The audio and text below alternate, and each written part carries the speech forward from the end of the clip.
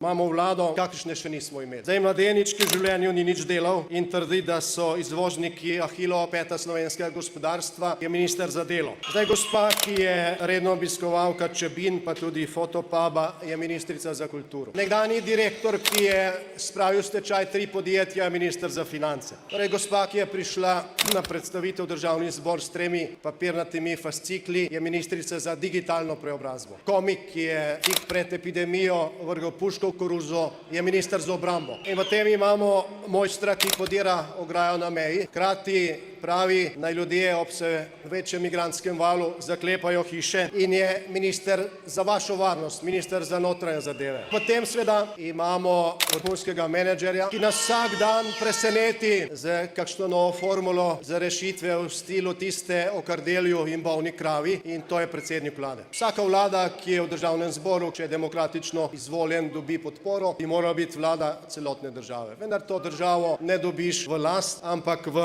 odgovorno upravljanje. Kaj je ta vladavina nesposobnih?